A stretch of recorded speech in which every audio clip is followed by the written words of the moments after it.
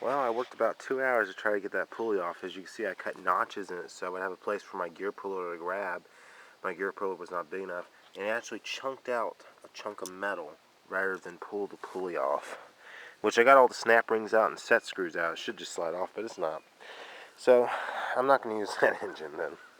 Although it runs pretty good, and it has a shorter shaft, I'm going to have to go with the better running engine. But it has a longer shaft, so I'm going to have to cut it.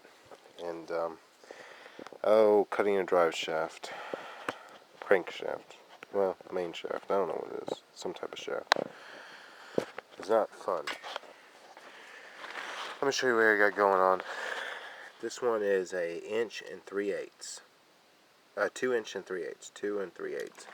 So I measured that on this shaft, and that's right here. I put a line of tape there, and I got to very carefully cut it with a grinder. Right here is the grinder. I got a large wheel on it. I hate having to cut anything precisely with a grinder, but that's how evidently I roll, so I'm going to set up a camera and film it.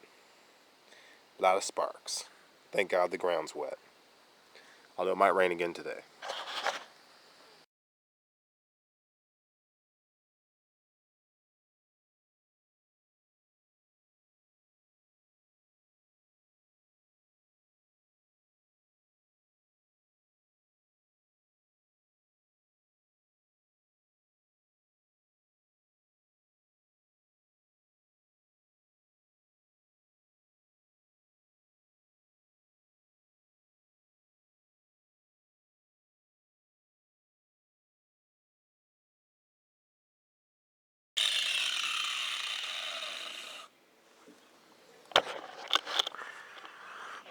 I'm about halfway through at that point.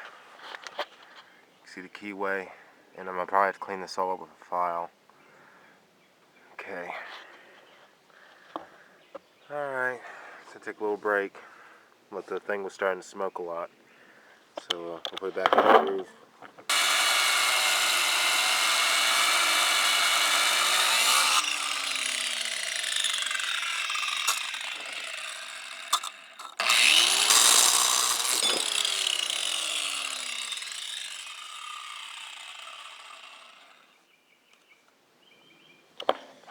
It's about 1.25 inches of metal I just cut through. It's a little bit off, but I think it'll be fine.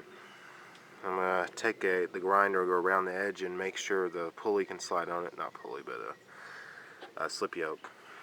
I hate having to cut a drive shaft, especially as I like them longer. You know, if I ever had to use it on anything else, it'd be nice. But it is what it is. So next I'm going to take off this weird thing they have up here to hold. I don't know what that was. Maybe it held a gas tank. And then get the bolts off the bottom. I got these little feeties off the other one that go underneath it. Give it a wider foot pattern so it'll match up with them holes. So I'm going to do that. Go ahead and take off the starter. Yep. Alright. We're cooking with gas now. Of course, what should have took me just a day is probably going to take me longer because the bolts going to the block from underneath here are in like a little cave that's welded around. And I can't get a wrench in there, or a socket, of course. So what I'm going to have to do here is I'm going to lift it up, and there's an adjustment bracket here. Loosen those bolts, all 4 of those. It's up on the lift right now. Which I don't like how that's just barely there. Gosh, that's scary. Anyway, I'm going to lift it up there. It's already lifted. Get underneath there, undo the bolts, and if it falls, it'll land on the trailer and probably not land on me, hopefully. Not. And spin it around, do the other side, and then I might be able to start getting towards those other bolts. Alright, I got it off its metal pallet, but there's still 2 bolts on each side connecting it, so I'm going to flip it over and see if I can get a better angle. As you can see, the bolts are inside there, and I can't get a wrench around that. So, I'm going to have to cut these welds. Yep. I will have to cut these welds. he did a good job welding too. He didn't weld on the inside on this one, but he welded on the inside of that one. Oh, I hate cutting welds. Gosh. Why do you have to make this so complicated?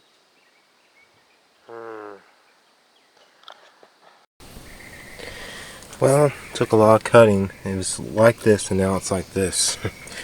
Both my grinders died.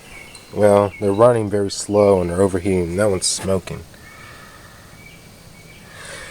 So now I can take these bolts off. I might redo the pan gasket before I put her in the machine. I'm thinking about it. I see a little bit of oozing.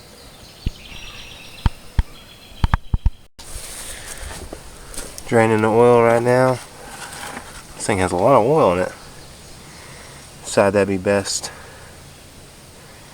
Before I did too much work to it, I'm going to do the oil. I'm thinking about putting the oil filter adapter on.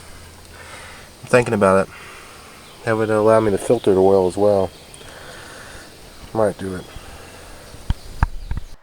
Alright, as you see, I got the gasket all the way removed. You can see inside the engine. You actually see the pistons way over there. Took a razor blade to it and used that wire brush on a drill, kind of get all the gasket off. Got the pan cleaned. So now I'm ready to lay my instant gasket on there. It's all put back in place. You can see the instant gasket that squeezed out when I tightened down the bolts in a crisscross pattern. I went from corner to corner, corner to corner, this way to that way, this way to that way, this way to this way, this way to that way, yeah. Something like that. And my grinder's set on fire. All I did was take the burrs off of this shaft.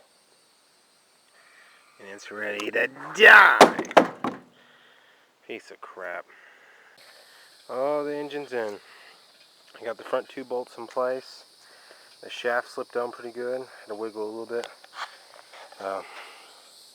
Next I gotta start. Oh, I cracked the distributor cap. Oh, the whole distributor. Or just the cap, the whole thing. Gosh. Oh well. I got an extra one. Hopefully it's just the cap. I don't know. Darn it. Well, it's been raining, and stupid me, I didn't cover the engine, and now there's a little bit of water in the carburetor. Great job. Anyway, I didn't cover any of them. I didn't think it was going to rain. But anyway, I got the two bolts, the two front bolts in for the engine. The engine swung and cracked the distributor cap, which is a very hard to find piece. There it is, right over there. So I'm going to take that one, put it on there. Then I think I'll put the bolt through the alternator that holds it in place. And then after that, I'll start on the wiring. Here's the old alternator still hooked up. I figure out all this wiring, which I'm not that good with wiring. So yeah. Alright guys, it's been a while since I've been able to work on this. Been working on a week. 40-hour day, not 40-hour days. 40-hour week this weekend, so it's pretty busy. But I got my new fuel pump. Actually a little bit larger than that one, the old one. And it's universal basically.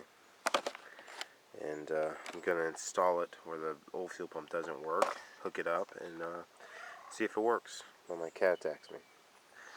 And it's going to get to 93, so I'm going to try to do this pretty early, see what I need, see if I can get, so maybe do a part run if I have to, because it's already 89 degrees.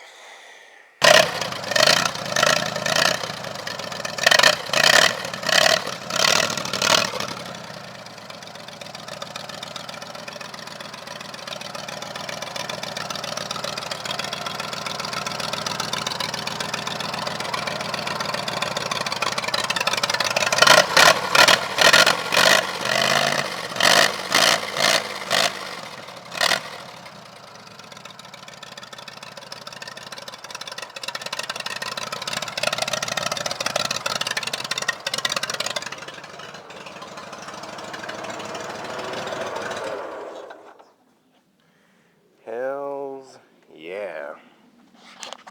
New fuel pump installed. I need to find a good place to mount it. The other one wasn't mounted. I need to put the key screws into the main shaft going towards the pump. I need to weld this piece of crap back up. I need to put on the exhaust. I need to put the air cleaner on, but it runs. Right now it's in running condition, which it sounded beautiful. It sounded to me a lot like a motorcycle. It sounded beautiful. Does this heat up enough? As I got a little hot, yeah, I got a little hot. But this is some type of primitive choke modular. I don't need that. But oh yeah, thing ran like a champ. Beautiful. Let's look at mufflers. I got a muffler over here. The guy I bought the skid steer from gave this to me. He said it was originally what was on it. I do not know why he took it off. It has a little flapper, of course, which is awesome. But that might be too big. I don't know. Let me look, because yeah, I got a lot of clearance really. But anyway, she runs beautifully, by the way, beautifully.